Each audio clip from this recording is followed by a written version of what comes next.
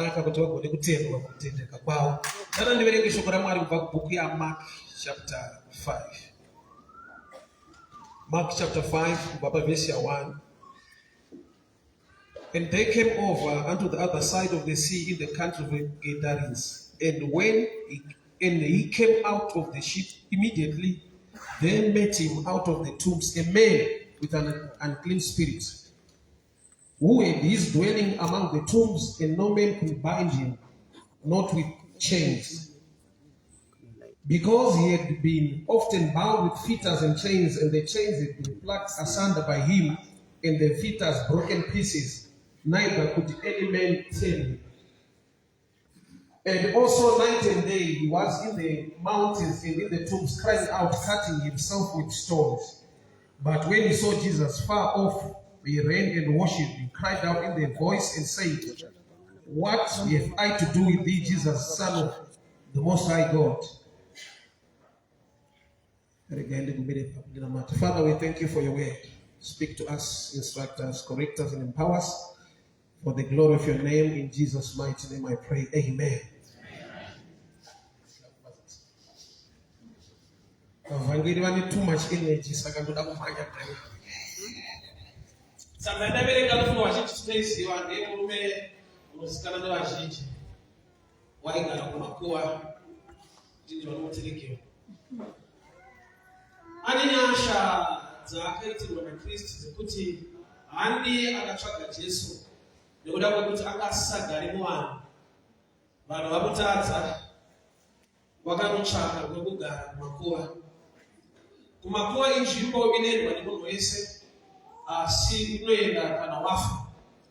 But iye ari mupenyu ndokubva afa anotungamira ndokunogara ikoko. Zvoreva kuti environment yezvakafa ndo inodominata muupenyu hwake nyangwe iye ari kurarama. Haasisina access yezvakawanda zvaangawani mucommunity. Asi Jesu ndokunongarwenda nevadzidzi paanoti let us cross over to the other side, ndokuenda mhiri paavanosvika kunzvimbo iyoyo ine makuva ndokunosara nekumoyo. Handi akatsvaga Jesu, asi kuti Mwari mukutendeka neumwari hwavo nerudo rwavo runodarika rwevanhu. Vanhu vane zvavakagona kuda kuedza kuita nekungonotsika nzvanzo yetokusunga. Chaidiwa pana Region kusunungurwa nokuti iye ndiye akasungwa nemweya mutsvene. So vanhu nokushayiwa ruzivo zvichida nehanyawo ndokubva vasunga anofanirwa kusunungurwa. Ivo vaitoti tiri kutobatsirawo, regai timusunge nokuti aiva netsika yekuchisheka nematombo. Zvoreva kuti ropa rainoswera richierera achizvicheka kuti aida kutozviuraya inosisa. But vanhu vaona munhu akadaro ndokubva vatorawo tambo ndokuedza futi kusunga, akasungwa. So Region haana munhu anogona kumumirira ndokubva ataita kusosayedza kusina mari katinogara kumakuva. Ariko achingoswera achishauta achifamba ariko musi ndobva akaona Jesu achisvika ikoko. Tsamba iyi yatichallenge pakuti tine zvimwe muupenyu zvakuti society yatitadza nesu takundikana. But kuna akakushuka nezveupenyu hwako, akashanyira upenyu hwako. Mwari vakatendeka pakuti vane zvinhu zvavanotiitira kwete nokuti isu takatendeka kana kuti tinovada, asi nokuti kutendeka kwavo kunodarika kwedu uye vanotida kudarika madiro atinovaita. Ndokusvika pakuti vanoita zvinhu zvaunotoona kuti vanhu vanosvikiswera vakuremekedza nekukupika so. Kuti vakarongeka ngoko vakazvifambisa sei? Nyama waifanirwa kubuda pachino kuti ndakataka kumbiri ho asi Mwari vanhu zvavakaita munhu. So pane nguva yekuti we take credit pakuti ndakazodai chikazobuda zvakadai, but ndakazodiscover mulife kuti dzimwe nguva hatisina kuchenjera kunongwara kana kunorongeka, asi kuti nyasha dzikakuwana chinhu chinoendera.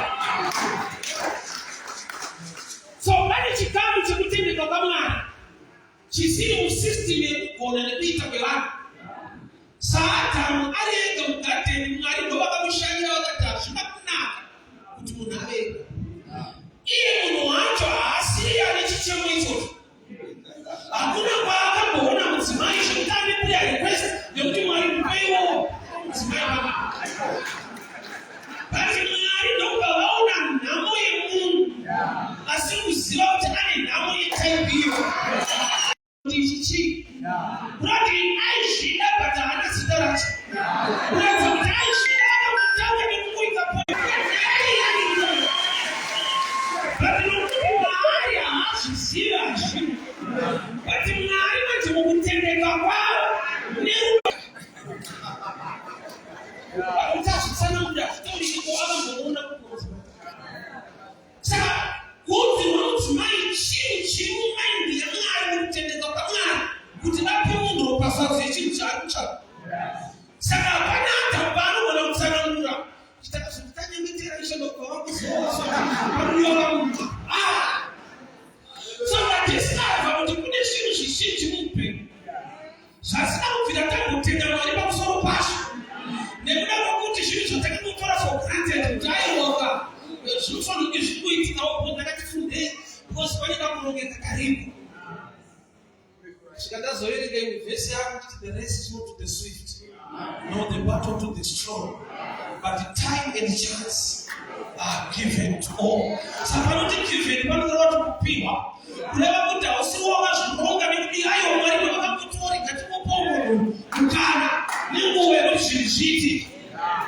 Sasa sikaimuni maji leo sana chaka credit kwa kuti. Unasema ukitaka sudai tikadai kurongeka mpaka nanga. Asiku utendeka kwake. Ofisa mtayo waenda kurongeka hapo baada ya kukula kitrafiki. Kwa sababu knowledge hii mwali watu mtapa ndi sisina mimi mtati. Kutika shiji ni masana kululu yenu. Sasa kana 3 days I fasting baba tunataka kufurika. Sasa anuso itawa 5 days dry fasting tukasafurika uko mbona. Uzakile manutsa kupanana but kumetinyasha zitaka na manutsa. Ndio sasa kwa Yesu. Kana Yesu aenda kusali kule buka. How 5 ways to attract the Messiah. Ayotsama mabale kwa mtu amsima amcha. Mama kushaisi kwa chance nitima amazenzi kwa kufanya ipanzi. But yeye ndio wale kumti kuonga ni mtifa. Sasa leo wakati shenda shayo kana banapenda kwa mtu pasera. Chakaita mti Yesu haine nzira yaenda na zake. Kwa Yesu ndiye anamwambia kwa zake watu. Ndio Yesu ana mtu chinza ndio ndio kwa barabara. Kwa sababu au ya mtu okira iwewe. Unozi ndio weka mtu ndio kwa mchini kwa zake. Kazi chapa Yesu ndio kwa mtu yao. Roti ile ndiye atende kamdanga shughuli zako. Chapa ni kwa kuti vanhu mukanga nuso. Mufunditsira mutayoka. Pozi ndakazobei ndikadai kune zvimwe zvikuti Mwari havana kukuudza. Zvinhu zvavanogona kupika by revelation. Chini chakakushingamatira but Mwari vakandiwanira lecture pamusoro pacho. I'll give you this scripture and understand. Vanhu vakuda muEgypt vari kuenda Canaan. Vakasvika panguva yavakaita 3 days vasina mvura yekunwa. Zvanzi on the 3rd day ndobva vasvika panzvimbo yainzi Mara yaiva nemvura inoava. Vakati vanwa vaitesta vakanzwa kuti haina kunaka. Mwari ndokutora naMozisi kuti aiwa chikura bazi remutu masaiko kaboka neimomo mvura ndobva yatapira. Zvinoita sekunge Mwari akakomborera vanhu vakatapira mvura kuti anzwa kuchema kwavo. Vanoda kuratidza kuti vanga vakakomborerwa papi. Kuvava kwayo ndoyeva highest level yeblessing that we experience. Desert place mugwenga chinonetsa kuwana mudesert imvura. Mwari achiziva kuti Israeli ichapfura nepano mumwe musi. But mumwe munzvimbo mune mamwe marudzi anogara mumwe nekupfuura futi nemumwe. Saka mvura iyi ikawanikwa yakanaka nerumwe rudzi inonwika. So Mwari ndokuuya kumvura nokuti ari kuda Israeli yake. Nokuti mvura imbovava dzimvura kuika uyazitapira. Vaya kuti kuvava kwayo kuchengetedza kwayo nokuti Mwari unokuda. So tine vanhu vasikuona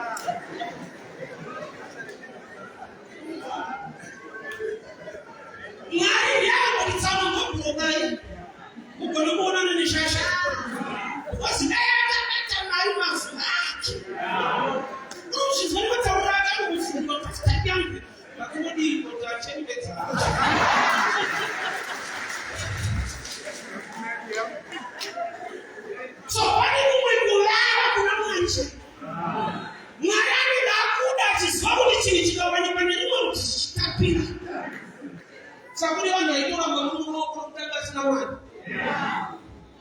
oka unda asina mari akazoita mari pfungwa kwako wakauramba asina vakuti bause anayo so kune shefa inonzi mara shefa yekuti kuvava kana vanhu vechivava unofanirwa kupipira kuti mwana wakanaka kumari dai yaitapiyataiwana mufurema but zvinonuna vanhu kusaziva vanotozopembera yakutapira kuti mwari anotizwa korwana tanamatakorwana gava usakunamata akakunzwai akakuchemitirai so pamanamata ikatapira havasi kubana nyasha zhinji nyasha nedzekuti usati vanamata iye wakakudai akaichemita so unotatsa kuona kutendeka kwake tiona sekuti matakataka kunamata kuba akataka kuita zvinhu zvinoita sekunge ari kuriplaya manamatiro edu gamba akatotendeka usati vamunamata nokuti iye ndi mwari ane rudo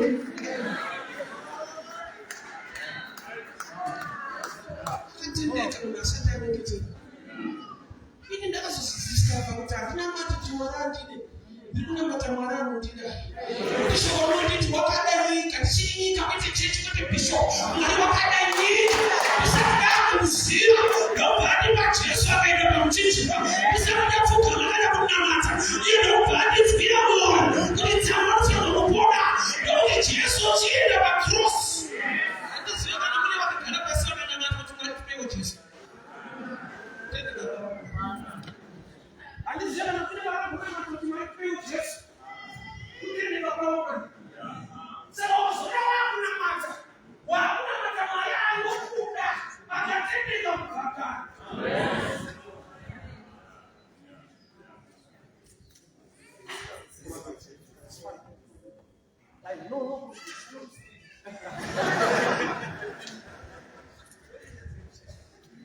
so ndinoti chechiona kuti kana chitara nawe kutendeka kwake ibhokisa rebheki kunamata kwako kutsanya kwako nekudii ona kuti hakuna ine zvakaita usati wanamata hakuna ine kwaakakubvisa nokuti ndawakupemberera nhasi yomowa wachiwana kumazuva wanga uchinyika usati waziva mwari edi mwari akatotanga neukubhakari akatanga kuchimidza mbeaiko baba saka ndayakutapira usaka we are very prayerful sikuchenyetinja aisinetuya prayerful tinotenda mwari kuti vanamata vakakunzwa mvura ikatapira but unokuziva kuti sei yaivava itiramire kuti kana vakrosa red sea ndovanozva miye makaipa vakrosa chakavatadzisa kuimba vasati vakrosa vane wrong interpretation nokuti pavasvika pared sea vaona sekunge hakuna kwavachaenda gamba red sea mwari ada kukuratidzai kuti vaijipita vamuri kuona ipasaaaa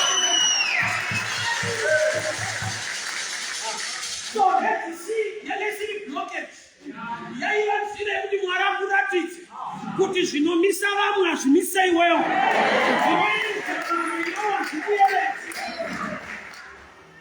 vati vakati kuna musikanire patasvika vaizvipita vakura todiko nai moses gamba mwari ndoba anoziva kuti apa ndoba ndiri vapedzera mhandu dzavo ipapa ivo ndoba vachayambuka but kana vasati vayambuka vanoona fudziro kuti vanorasika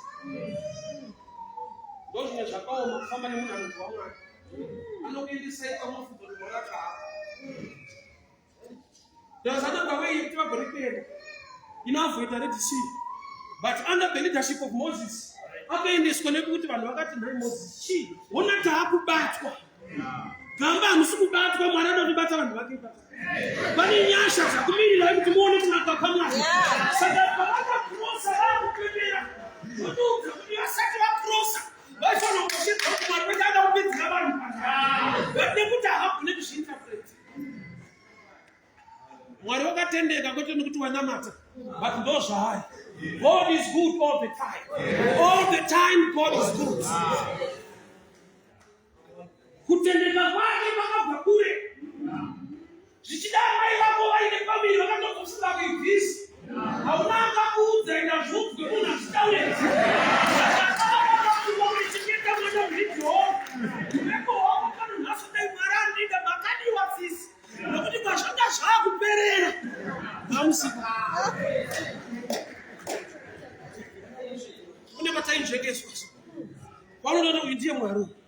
Bosi zvakauraya mama wangu ndaita.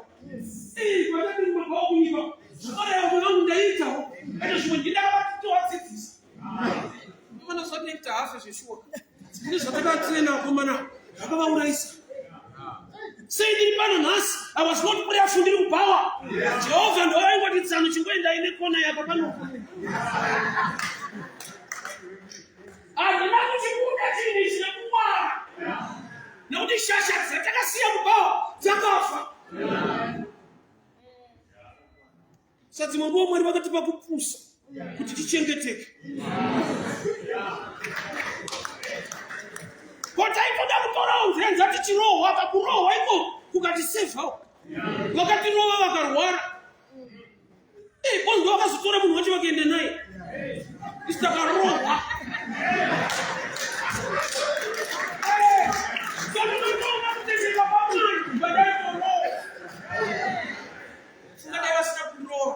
Ndakatora munhu wacho.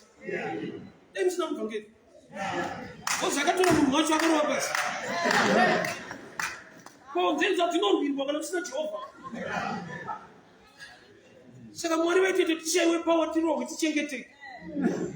Saka unozvona kuti Mwari ndakati wandatsana kuti Mwari ndinokutendai makatorangarira. Vakapara shavamu ndaita. Tenda waro kemwenda yashi. Hapana patogona kuzongedzera kungwara. Ukatarisa kumusvika kwakabviwa ndiye akatanga newe kubva kare. Saka Jesu paakauya sarudza ana Pita vasina kubata howe. Unoziva here kuti blessing yavo yakatangira pakuti Jesu akauya kurwizi akasvika ana Pita kusvika mamburi. Musi akavadana kuti vafambe naye. Kudai vakabata kuti musi wacho aisvika vaenda. Kudai kusabata kutendeka kwake kuti mukati kwewe.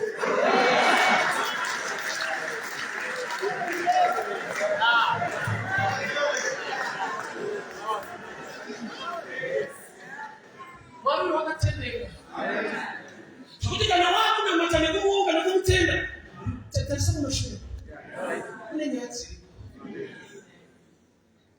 Zvaida kubvisa mumba, zvabvisa vamwe mudzimba, zviripo. Saka unoenya vaone kungenda muvarume anovadzikamisa ndiJehovha. Kuri kuenda vamwe munotokuona. Ende vanoti vaitotudza kuri kufamba sei. Tinongoti misa ndiJehovha. Wakaibano maketa chino. Ayozabero rinodhaka padadvete dora ikwenizita. Maketa zvinhu zvavo. Vanotsvagari soba kuda kunze nyaya yechi chinodhaka. Vanozvati chakudhaka pambera. Kufarira kasoba kaipo. Tine zvatinoudzwa kuti vanhu vazvikuitira wamurwendo. Sinotibata manje. Ndiye. Imba yako chainotenderwa Mwari. Nokuti pane vambokuti haasi manotsa kushanda. Haasi manotsa. Wechina irisikafu kwacho. Wechina irisikafu. Yenda murodhi unozoona. Inobva nekudongoshava. Funa musoro. Akamira murodhi. Asi mumba vari panze kundimanakira kuita ndeve panze wewe.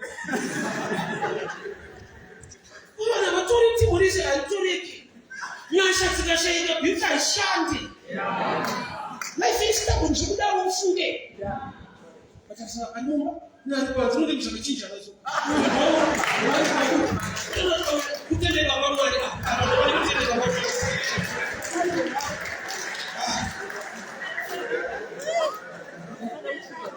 Chizovavuka vaukanamatia. Kuti unoona chaitika. So icho padi Mwari unonzwa munamato. Icho padi pamwe pacho usati wanamata unonzwa ngoni mulife yako. Woshanda nengoni dzake. Usina kubvira wachichemerera kana kuchikumbira.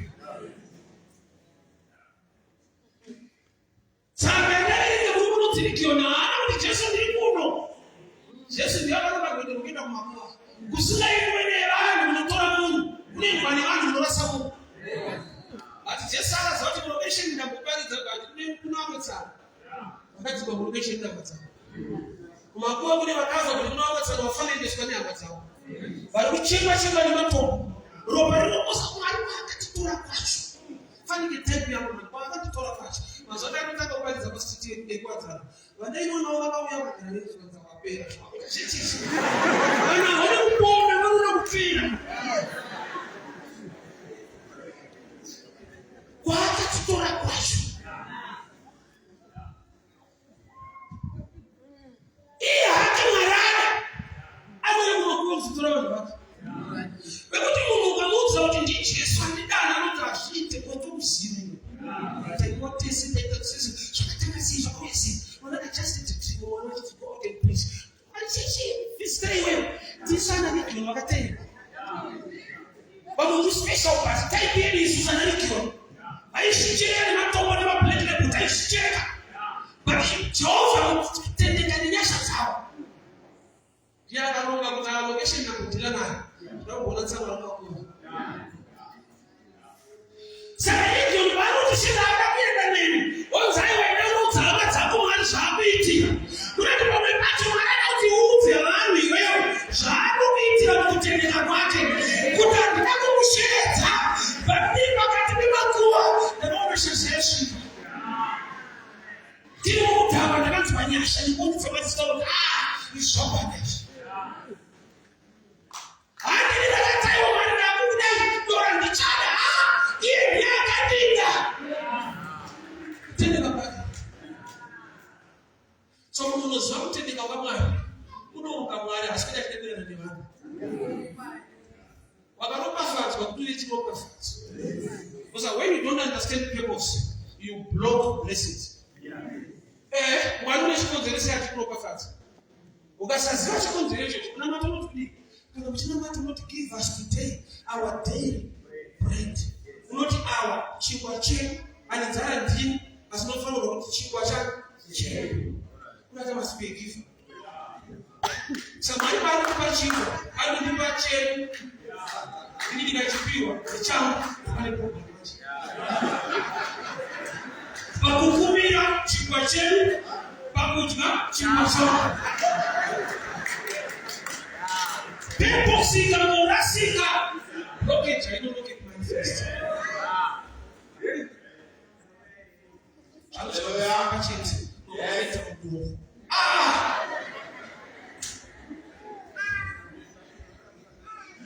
Understand the purpose.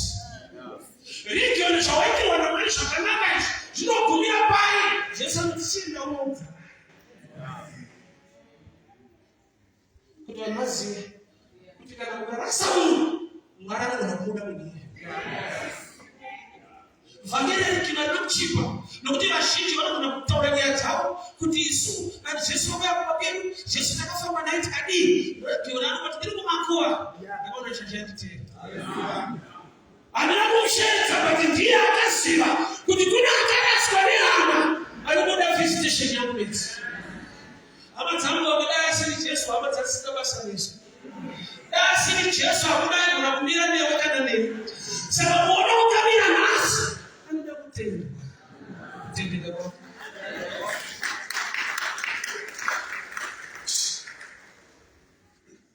Why COVID? Tese tatli. I see sometimes yes. So this is when you mask yes. But what I see when I wear sanitize, why feel the mask? Sometimes I build. Nyasha zikashaiwa. Yesu waita ashukuri. Chono barati wake wakatowaka Jehova. Wake basi. Kwa sababu tunajua kutendeka kwake vitu kusikile. Pachichaki. Wale wakatendeka. Unetime nyaya. Zinokanganyika mwari. Sekunda hati siwe. Mwari banyaranitsa abantu. Kuchako chikudi. Bara kuchera chife akarorwa. Mwari uchizoziva kuti pakangorara vanhu 3-4 pajeri. Rabaroriki. Vanhu vane makotozi. Wesadarora vanenge vanerwese kuti kana masvika kuchikuru kunabvunza. Ngoma ijeri kwava kutorera. Sonya shaka mwari vanhu vakapasa. Mwari mwari aisilence miromo. Evidence dzevanhu kana mwari afunga kuti wakaona. Isati vanhu vanenge yadzapa. Ndimwana akavajeredza. Ngowadenda uko.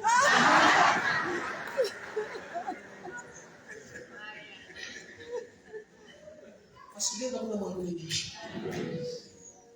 Nebaba sasa hivi. Baropi wanini tafini mutsi wakaita shipu kaita shipu. Yoka mutsi hapa.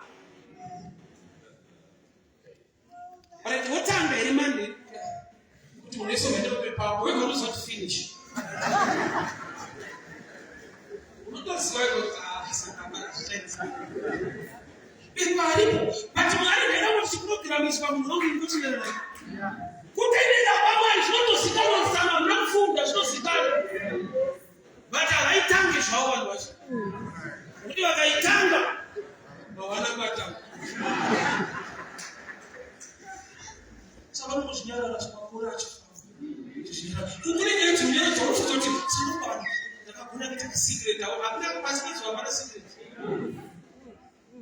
kuna mwanabata mimi moyo wangu anatendeka kushika hivi ili mkana kutsikia alitika hivi zamani umevaa nguo sana kufenda wanu wake usitaka asusu wana adabu atikisha wana watikamisha kutendeka kwake anjaabeta jiribi yote effort Mungu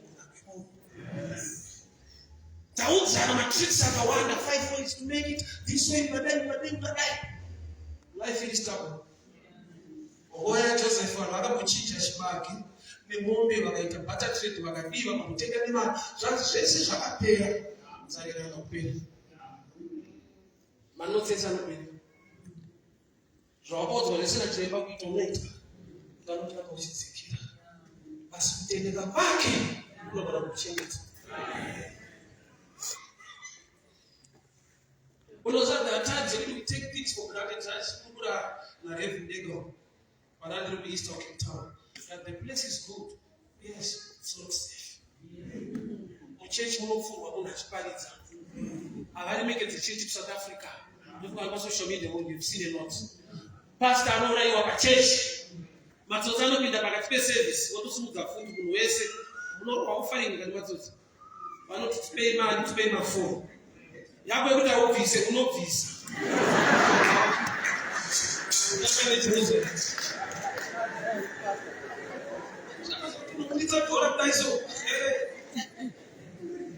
It's a good place. It's not safe.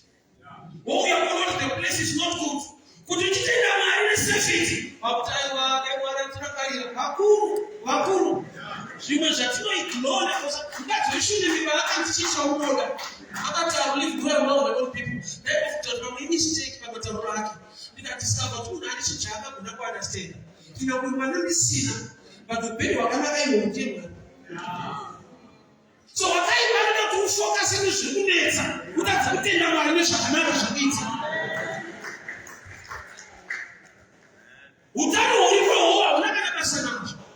Because of this stuff, what she's not for me. What was that? I don't want to store about famous. But in whatever is called Spadara, who is what oxygen, you know, but that. Which is why my answer, you got to Spadara. You're going to the money. Just on the way of saying, I'm not charge of oxygen. When you come with there's an oxygen. I'm not charge.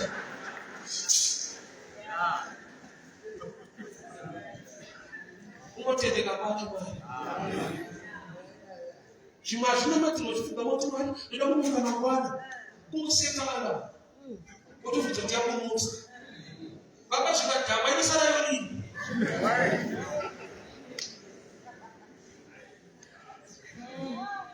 Tell about saying that no matter what it's going to be, that discover it. Not another people. That's not the way. Zimbabwe chikawa. Baba chikawa tusiziwa kwa Zimbabwe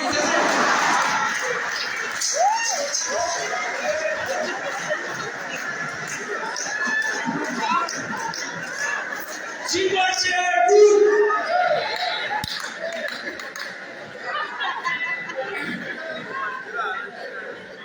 Shiri shatumiki kwa namna. Unasema mti tunaona manzaleni ndani ya nyika mbele na wacha drought. Kana yana ya ana komiti no kada basu ndati tende ya naye. Kwa hiyo sio kuna hizo kufuka. Ikasana kuna mata. Ikanaya. Bado mimi na matoto. Ndisiye kunaya kwa. Tunakuona matatitende mwari. Tunakuona matakana isina mtase. Kana yanaya ndizozo. Nature mo. Moyo kusatenda kumurimo. Atsekere kitatizo kutendeka kwake. Mtu nakutendwa. Icho isika mwari mtakuitire. Kana akasaita emotion. Anozati munhu akatofa mwari anzaura yanozaita muda kwake. Amwari atatsi akatisi chaitanika kuguna tivaita muda kwavo patofa munhu apanotapa timwana pauraya mwana tikamunisira uraya todii vaita muda kwake. Saka ndachitokuita muda kwake kwakakunakira kokutenda kwavo kuripi tine zvinhu zvatatora for granted. Wale wana wanoteerera sitori nyasha. Mwana unoudza woteerera wozoteerera ichoice ka. Ndaizwa vanoti vana havana kurayirwa. Itai research vamwe vanorayirwa hatindi. Kuteerera ichoice. Ata vana kubva kwaari kuti anobvira audzwa ane zvaakatoudzwa kuteerera ichoice. Saka zoona mwana wako ateerera. Simba nyasha kukoparita. Zvafuna paleve papa nyasha kukoparita. Uzandikari ndafisa kuti red robot unomisa motikari. Ndikadiscover kuti I will set drive. What you want to do about it? I don't know what you want to do. Choice down see it. So no one may have you to go at it. Chapa breaker. Did you? Put in a woman, put in a walking. What we have to go on, Susha, and I'm going to take the other one. Only name of the woman is sheesh.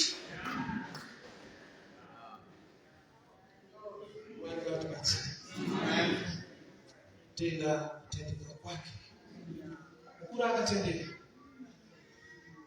Wakatitora kwacha darikio. Akutika mwaito tisunga. Isifano keti sungu. Ropa rengo kuja tichichika. Kati mfano kubata kushika atendera Jesu. Ukaziwa mwari kwaakatendera upenyu hwako. Ukatoka kwakasiyana. Kwakati wana tini kwakasiyana. Kumwe ndikokuti ukataura unotakumana unobvima iro nyasha dzacho muoko hwake angakupfumbika. Saka nemuiwa unogona kutadza kuita kuenda kuvava kuita kureva mara kwazvaibva yati vanira yeshe makakwanini manyasha nyaya ine makasvika pachitapira apa ndoba vaifita nenyota mashina isisi vamwe vakatora kune shevha yedelay chaio anoti kune spirit of delay handizvinambe kune imwe fevha yedelay. Hamani akataura Mordekai wakataura zvakanaka kuna mambo. Mambo vakasvika vatani kuti vakakangana Esther chapter 6. Vakazoti musi vavhura bhuku ravakoromita vachiverenga.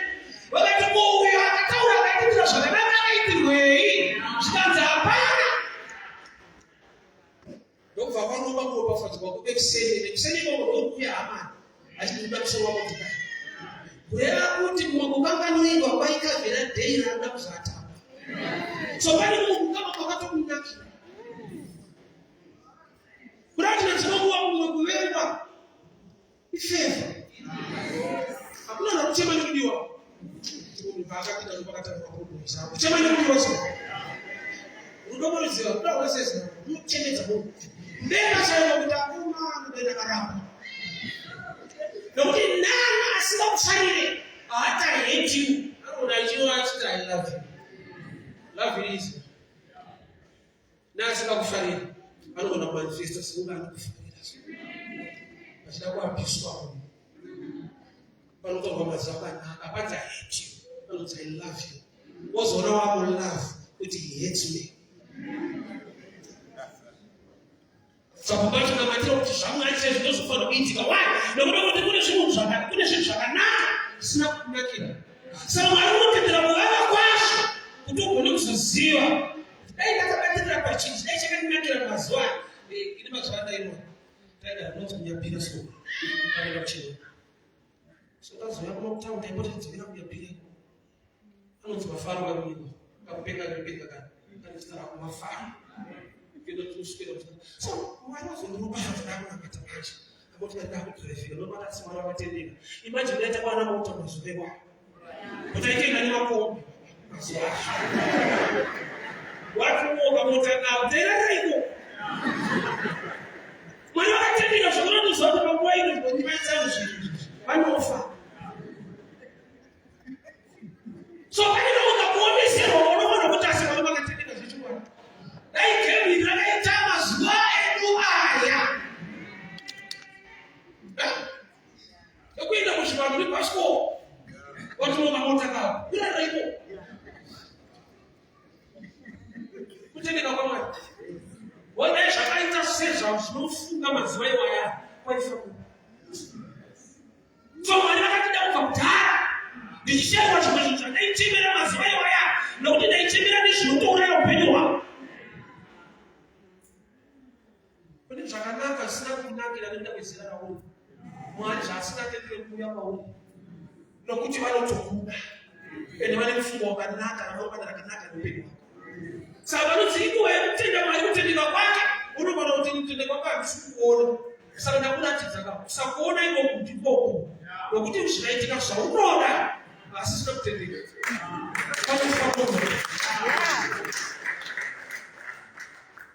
kune nhamo inouya nekudiwa kwete nekuverwa pane kusarangarirwa Joseph audza musungwa kana wabuda unirangarirewo zvati for 2 years akakambanika akarangarirwa mambo pavakazorota nokuti pakuinterpreta dream yaking nopane position kunobuda bedzi pasina chiroto kudzokera kumaraini saka pamwe pacho ukangarirwa urangarirwe pazvinobhadhara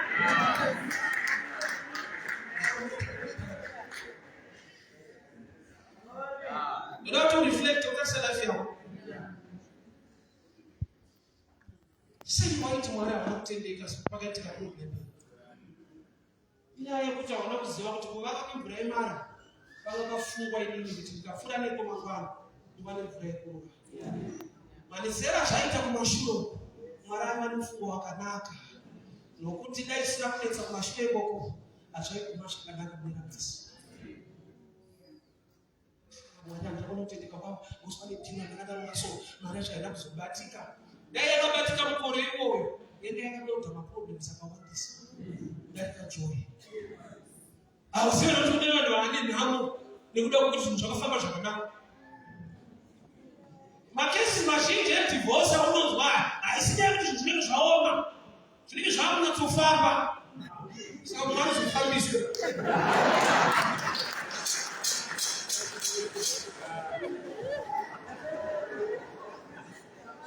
unamusvika pakudenga nhamo kuti asimataviri nhamo taitonatatese zviita zvakanaka netenda unotozoona kuti asi Mwari sekugare iatake yakanyekwa kuya sekugare kogoita imwe inenge ataki yanga yakalodha yeblessing mvura yebamara haingovavi ine chirevo saka zvimwe zviri kuvava muupenyu hwako ramba uchingoti mukuru makaita sei makatendeka chechi vanokitire nyasha